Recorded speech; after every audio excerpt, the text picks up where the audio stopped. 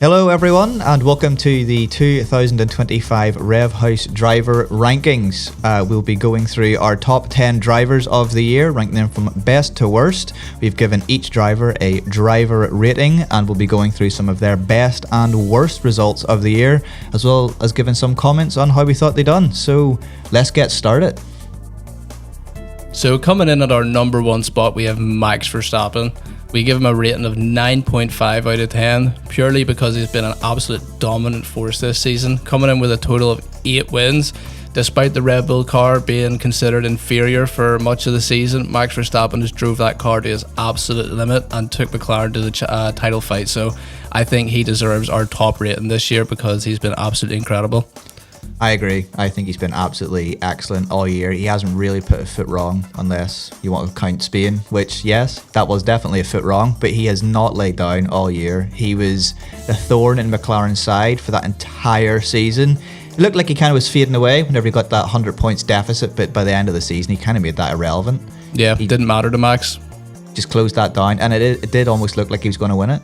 He brought it down to the wire, and without him, that championship fight would have been extremely boring with McLaren at the front of us. So Max Verstappen definitely deserves our top rating this year, and I'm really excited to see what he does next year because he's carried so much momentum with him from the start of the season to the end of the season, and it's just classic Max. Yeah, and I think the standout performance from this year was probably that Brazil drive, that pit lane to podium.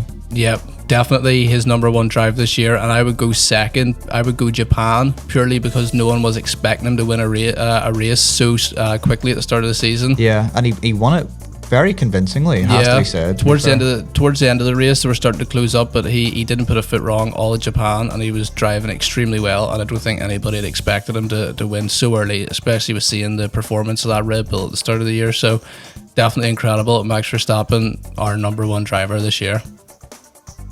Coming in at number 2 is George Russell with a driver rating of 9. He bagged himself 2 wins this year in Canada and Singapore, and I think he was probably the most consistent driver all year, just scoring points nearly every weekend, just picking up any points, any podiums, anytime anyone fell out of the contention, really. So I think George Russell, considering what he's done this year with that platform, yeah, definitely number 2. No, absolutely. He's emerged as the clear team leader this year, and especially with Hamilton's departure last year, he had a very big role to fill. I think he done that very, very well this year and proved himself extremely well. So getting a win in Singapore and in Canada, you can't go wrong with that. A little bit disappointed in Monaco this year with the new strategy thing they had to do with the mandatory 2 pit stops. I don't think they quite figured out what they were going to do that race, and sort of by the end of the race they had the pit and they just sort of shot themselves in the foot and put themselves at the back of the grid. But other than that, he's been very, very good this year.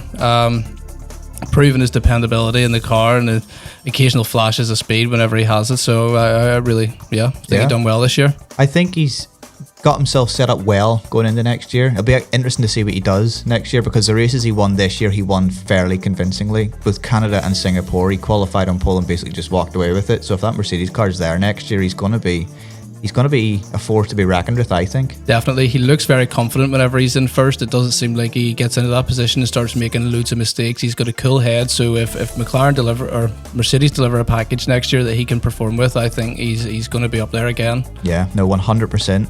So that's George Russell. George Russell coming in at number 2 for us this year. Yeah. Very well done, George. Well done, George. We all love George over here. Coming in at our number 3rd spot, we have Lando Norris with an 8.5 rating this year. A little bit lower than George, just because we felt like he didn't have a very strong attitude this year whenever things weren't going his way. He could have done a lot less complaining, like I was saying. He got his first Drivers' Championship, so amazing there. Exceptional consistency and pace all year. Whenever he wasn't having his great weekends, he was still pulling out good points, and that's what kept him up in the lead, and eventually that's what got him to win the title. So we give Lando an 8.5. Yeah, an incredible sort of final third to that season. Whenever it looked like Max was going to start bearing down on him, he didn't let the facade slip. He didn't crack under pressure. Even whenever Oscar was sort of bringing back the pace there, those last couple races, he just drove really, really, really solid races. Like, in a big contrast, I think, to a lot of the races he had at the start of the year, especially Canada, that silly mistake driving in the back of Oscar. Like, after that summer break, I don't know, his mindset just flipped. He just became far more consistent, just far quicker, just far more drilled. And I think it really paid dividends whenever it came in that last sort of third of the season, whenever it really, really mattered. Once he got himself into that sort of title leading position again, he didn't let go of it, and he brought it over the line. So just some inconsistencies in driving, some misjudgments with, you know, racecraft, and maybe just some speed a couple weekends. But overall, I think an incredibly strong season for Lando. Just maybe not as good as George and Max. Coming in at the number 4 spot is Oscar Piastri, third placed in the Drivers' Championship. He had a very good season, challenging for the title pretty much all the way up until Baku, where it kind of all went a little bit upside down for him.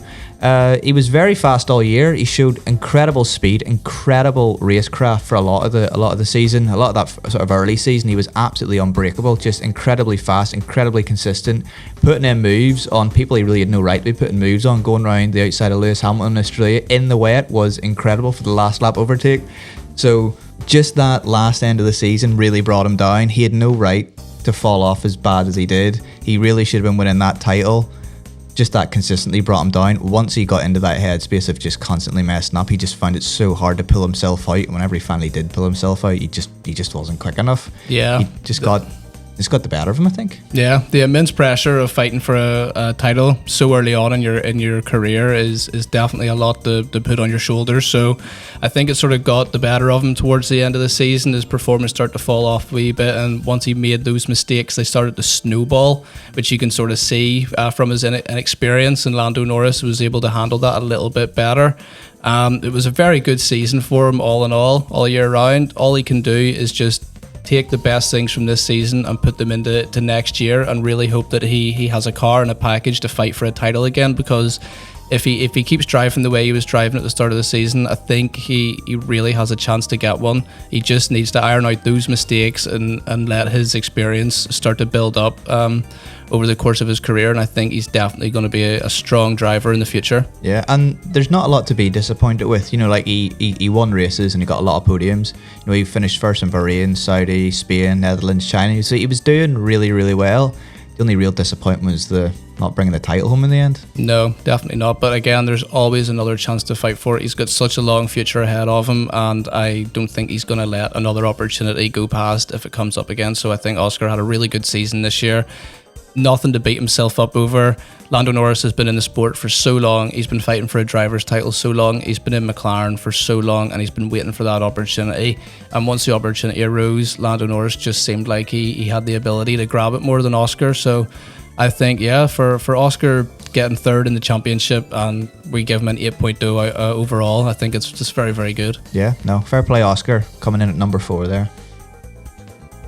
Coming in at our 5th spot is Charles Leclerc, again with the same rating as Oscar Piastri, 8.0.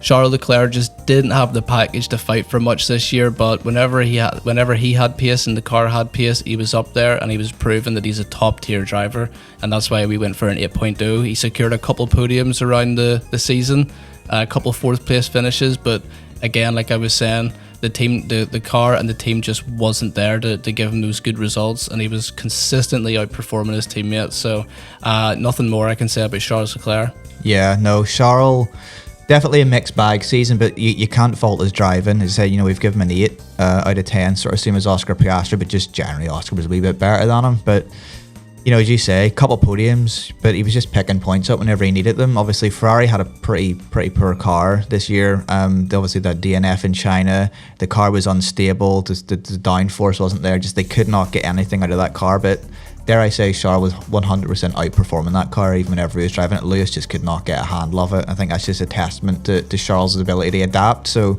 I think he's fair to be placed at 5th. You know, he didn't do great in the championship, but I think he got as much points out of that car as he absolutely could. I don't think he had any right to be dragging that car that far up the grid as often as he done.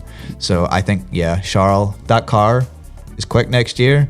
He's going to be dangerous, because he was looking rapid in a car that just had no pace in it all year.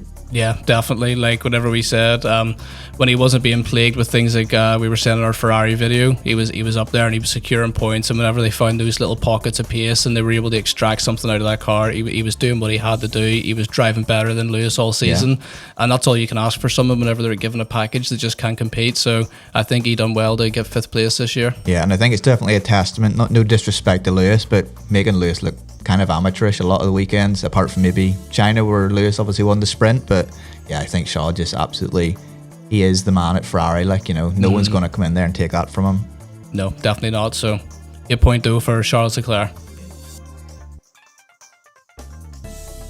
Coming in at number 6 is Carlos Sainz, the new Williams driver. Obviously kicked out of Ferrari last year in place of Lewis Hamilton, but he done absolutely brilliant this year, it has to say, in Williams. We've given him an 8.0.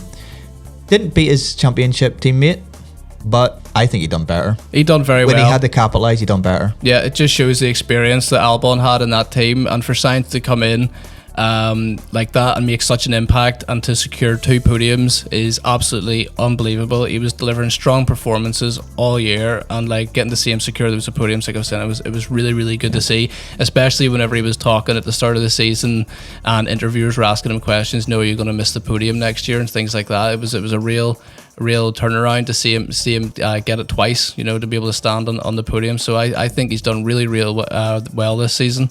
Yeah, no, as well, obviously the Williams, I definitely think the clear best of the rest on the field. Like, you know, that car, whenever that car was hooked up, it was fast. So it was nice to see Carlos doing well, and he was consistent all year, and I say he's really got into that team. He's really bought into what they're doing over there. So it was nice to see him picking up those podiums whenever he's able to. It just shows you whenever the car's there, he's able to capitalize on it. So I definitely think Ferrari have lost something in him, because he's an incredibly talented driver. Drove the wheels off that Williams all year. He just was not going to let being kicked out of Ferrari, you know, beat him down. So he done brilliant. Yeah, there's not more to say. Yeah, just maybe not as consistent as he would want to be to get up on Charles. Obviously, we've given him an 8 as well, but I think Charles was just a wee bit more consistent. But that's not saying that the Ferrari was really any better than the Williams, let's be honest. No, and it just shows you that whenever Carlos was in Ferrari, he wasn't hiding behind the pace of a car. You know, once he's out of his comfort zone and he's put into a little bit of a slower car into that team, he was still able to drive very well. So it just shows you how far his driving can actually go, and he's not just sort of that surface level quick driver. He's got little other things to him that make him really, really good. So like you were saying, he's definitely something that Ferrari have lost there, and he's going to be a huge asset for Williams going into the future. Yeah, because I think you could even see over the course of the season that he was, now whether or not it was all him, but he's obviously going to have an input. The speed that Williams did pick up, so like he was definitely giving input to the team on how to make the car faster. He knows how to develop the car. So if Williams going into 2026 and beyond have a really good driver there, like a complete well-rounded driver who can build the car, talk to the team, give feedback, is quick, can capitalize on stuff. So no, Carlos Sainz, absolutely phenomenal season this year. Just maybe not as consistent as you'd want him to be. No, but then getting those 2 podiums definitely makes up for it. Like he's been very, very good this year. So yeah, Carlos Sainz, number 6. Coming in at our number 7 spot is the first rookie on the list, and it is Isaac Hadjar. Again, a consistent theme with the 8.0 rating, but we can't fault him. He's been a standout rookie this year. His impressive pace and consistency throughout the whole year. How many times we've seen him in Q3, I couldn't count on my own fingers. And for him to get such a good result in the Netherlands, I think he's done very, very well this season. He's got a very bright future ahead of him. I just hope he can carry this consistency and this pace into Red Bull, and I hope he doesn't find too many roadblocks there. Yeah, I hope he's going to have a good season at Red Bull next year. I hope Laura Mekies does foster that kind of nurturing environment that he would need. But yeah, Hadjar was incredible all season. He really, really bounced back from that disappointing crash in Australia. So like again, that's showing like an incredible level of maturity from someone so young. I just thought he was brilliant this year. I just loved watching him drive. He was quick. He was aggressive. Even in his interviews, he was incredibly poised, and he knew exactly what he was talking about. Like, he's just, there's a lot to grow there. Like he seems like I feel he's the most complete of all the rookies this year.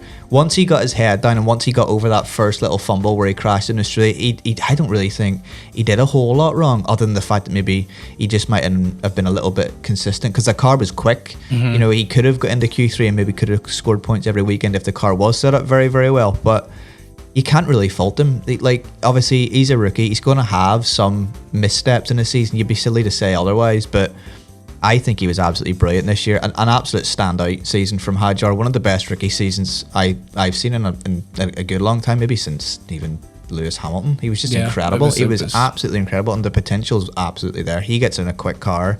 He's dangerous. Like, definitely one of the best rookie seasons we've seen in an uncompetitive car in a very, very long time. So yeah, and not only beat out one of his teammates, beat out both of his teammates this year. Although he didn't get much time with Yuki before he got moved into Red Bull, he was still doing better. Still pressuring him, like. Yeah. But yeah, no, Isaac Hadjar, 7th with 8.0. Fair play, like, great season from him. Yeah. Coming in at our number 8 spot is Kimi Antonelli, the second rookie on the list. He had an absolutely fantastic rookie season with Mercedes this year, getting a second in Brazil and a couple other podiums, I believe, as well. So, like, he was quick, he was fast. Giving him a 7.5. I don't think he was consistent enough. George showed how well that car was performing, and it could score points every weekend. Obviously, Kimi didn't score points every weekend. There were some silly errors, but, you know, a bit ropey overtaking here, especially, you know, the big standout there being Netherlands where he took out Charles. But not talking about that, very fast. Very fast. Very good season. And towards the end of the season, he started to pick up very, very well. His results were getting so much better, and he looked so much more confident in that car. He just, if he was a little bit more consistent at the start of the season, I think it just took him a wee bit too long to find his feet. But again, like, towards that latter half of the season, he was really justifying Toto Wolff's faith in him. So otherwise, I think he's done really, really well. No, I think he's been brilliant this year. He's got the rookie season out of the way. He's proved he can do it. Going into next year, that pressure's not going to be on him anymore. I think he's going to do really, really well next year. I think, as you were saying there, over the course of the season, I suppose even more towards the end, he was really picking up the pace. He was really becoming more consistent, more mature in his driving. That's only going to snowball into next year. He's got a great platform to work from. He's going into a completely new regulation cycle, even playing field with every driver around him. So it'll be interesting to see what he does. And I think George doesn't step up. I think Kimi could be pressuring him next year. So next year's the real litmus test for Kimi to see really what he's made of once he gets into that new Mercedes car. Definitely, but he's built such a good foundation this year, and like you were saying, all he has to do is just keep that snowball rolling into next year and see how he performs. And hopefully at the end of our 26 ratings, he sniped Hadjar and moved himself up the rankings a wee bit, because he definitely needs to do that. Speaking of Hadjar, that's going to be an interesting battle. If those Mercedes cars and those Red Bull cars are somehow the same sort of performance, that'll be an interesting battle to watch. That'll be a very good battle next year. 2 rookies and 2 top teams, so something to look forward to next year. Yeah. Kimi Antonelli in our 8th position with a 7.5. So number 9 on our list is the oldest driver on our list, and it's Nico Hülkenberg with a 7.0 rating out of 10. Purely because he has been so good this season, working with that Sauber's inconsistency all year. He's been able to extract very, very good results out of that car. And obviously, let's talk about the Silverstone podium that he was able to secure sort of in the mid half of this season, which was definitely unexpected from everybody. Oh yeah, absolutely unexpected, but very, very welcome. It was lovely to see Nico's first podium. He absolutely deserved it, and the work he put in this year into that car is incredible. Absolutely. And it was nice to see it rewarded. The team got everything right, the conditions lined up, but ultimately Nico was able to capitalize on it. The safety car, you know, didn't fumble it. You know, he was very, very good drive. It was a great, probably one of the highlights of the season, I think. Yeah, it's just a testament to his driving ability, isn't it? It just really shows you how much experience he has under his belt, and how whenever the conditions are right, it can come out, and he's able to do that. So I think overall he had a bit of topsy-turvy season with the pace of that Sauber car, but whenever the car was performing and they got the setup right, I think he was able to do some magic stuff that I don't think a regular driver would have been able to do in that car. Yeah, no, he was absolutely excellent. Like, and I think he's often overlooked just for the, you know, the talented driver he is. Like, he's an incredibly talented driver, and it was good to see him come back, because I think he does deserve to be an F1. He's proven that he's good enough to be an F1, and it's nice to see him finally getting that podium, and it's nice to see him going into Audi next year. Works project, that'll be something he can really sink his teeth into, help build up for the next generation coming in. So no, Nico done really well this year. Obviously there was a couple DNFs, like, you know, but whenever you're kind of fighting down the bottom end of the field like that, there you're going to get stuff like that. It does get scrappy, it does get messy, but overall, you know, I think he's done excellently. So I don't think anybody can really say he hasn't, because that car is obviously tricky to drive. You could see Gabby struggling with it. He was struggling with it. You know, the platform just wasn't there. But whenever the platform was working, he was able to get the performance out of it, and he ultimately got a podium out of it. So, like, I don't know what else you can say. Like, he drove really, really well, of course, across the season. And especially with the unpredictability of that car, we've seen Gabby have a couple of crashes, like in Brazil and things like that, and Nico was able to hold that car all together sometimes. So it was, yeah, I think he done very, very well this season, and he deserves our number 9 spot. And coming in at our number 10 spot with a rating of 7.0 is Ollie Behrman, the last rookie on our grid. And I think Ollie's had an absolutely incredible season. Best result, obviously, of the year was 4th in Mexico. He was great. Yeah, he's been an extremely promising rookie. He's showed flashes of pace throughout the entire year, and it's great to see those rookies in those sort of midfield teams that they've been able to extract so much out of the cars this year. It's just a testament to their driving and how far they're going to be able to come in the sport. And I think Ollie's definitely one to keep watching, and I think he will be in the sport for a long, long time. Like you were saying, 4th in Mexico was unbelievable to pull out of a Haas, especially towards the latter half of the season. I think he's done extremely well. He outperformed his teammates on the championship, so I think Ollie Behrman done very, very well this year and definitely deserves our top 10 spot. Yeah, no, Ollie has an incredible performance seal, and I think he's definitely going to be. He's sticking about. I can't see him going anywhere. I don't know why a team would drop him or why he would fall out of the sport. He is obviously going to be quick. I think his next move is obviously probably going to be Ferrari 2027. I think he'll probably be eyeing that there up. And as you say, like, it was nice to see him beating his teammate, you know, his more experienced teammate in Esteban Ocon, who is not slow. No, he's not. Esteban Ocon is a race winner. He's fast, like, so it just shows you Ollie does have the performance. You know, he's quick, and he showed some flashes of, like, you know, really good racecraft and sort of mature driving. But, you know, as I say, with all the rookies, you know, they're going to have, like, you know, little slip ups here and there where they're not going to be perfect. It's not the same sport as it was whenever Lewis Hamilton came in. You know, they don't have the same amount of testing that they have in the cars or anything anymore. But I think all in all, across the course of the season, driving that Haas, I think he's done incredibly well to pull the results he did out of that car. You know, so fair play to him. Like, yeah, like we the first time we got to see him was whenever he sat in for Carlos Sainz in Saudi Arabia, and I think he exceeded everybody's expectations during that race, especially around that track, one of the hardest tracks for the drivers to do on the grid. You know, it's just so hard on their bodies, and he done so well, and that he was able to carry that going into his full season with Haas. And it was just he proved that it wasn't just the Ferrari that had the pace, it was actually him. So yeah. I think he's definitely done very, very well, and it's definitely one to keep an eye on. Yeah, 100%. I definitely think over the next sort of year, 2 years, Ferrari going to be keeping a real close eye on him. Yep, definitely. But yeah, Ollie Behrman coming in at number 10. Number 10 with a 7.0.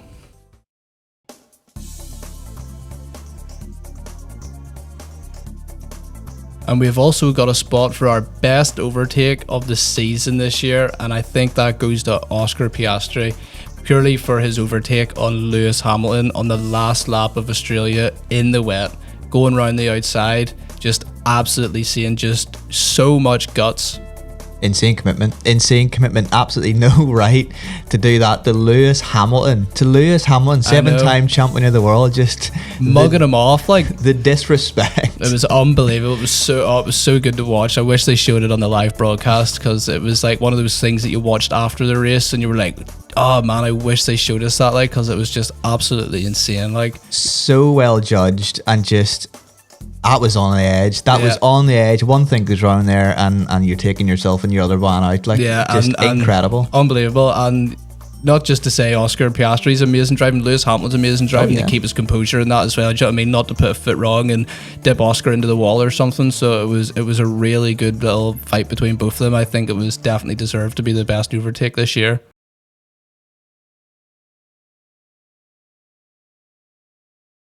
And for our pole lap of the season, we have gone with Charles Leclerc in Hungary. Just going against all the odds in the Ferrari. Again, the Ferrari notoriously bad with downforce all season. To take pole against the odds in a car so badly optimized for downforce on a track so dependent on downforce is, well, I think just the measure of the man in that situation. Yeah, incredible for being down on the first sector and bringing it back towards the end of the lap. It's unbelievable. So it is. That car was terrible all year. I think it's the only pole they got all year. I think it was. And yeah, like you were saying, super high downforce needed. That car had no downforce, and he was able to secure it against all odds. So I think Charles Leclerc deserves our best fastest lap of the year.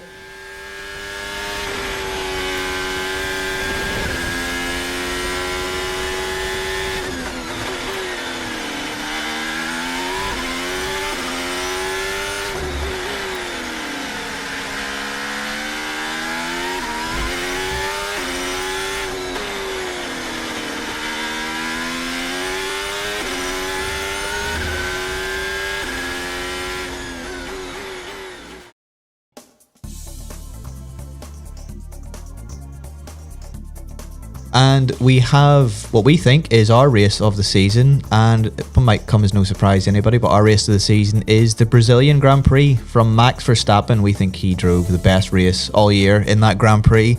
Obviously, taking the gamble, changed the engine before the race. Started in the pit lane, went on to win it.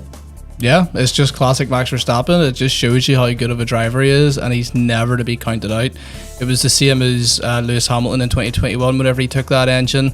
People were saying, oh, this is Max Verstappen's chance to really fly away and get a great points gap margin, but nope. The guy in the pit lane or the guy at the back of the grid always shows you that he's there, and he's gonna try and fight for it. Yeah, and especially in Brazil, I don't know what it is about Brazil. Max just has an absolute he ascends in Brazil. It's a true driver's track, and Max is a true driver. Yeah, so there we go. That's our driver's best race of the season. We think it was Max Verstappen in Sao Paulo. Yep, definitely. He definitely deserves it. So that is our ratings for our top 10 drivers of the 2025 season. If you agree with some, if you disagree with some, let us know in the comments. We think we've done very well with the rankings. We tried to be as fair and honest as possible with no bias. But yeah, if you like this video, please give it a like. If you want to see more content from the Rev House channel, please consider subscribing. And like I said, if you have any thoughts or opinions on this video, leave them in the comments, and we will hope to see you soon.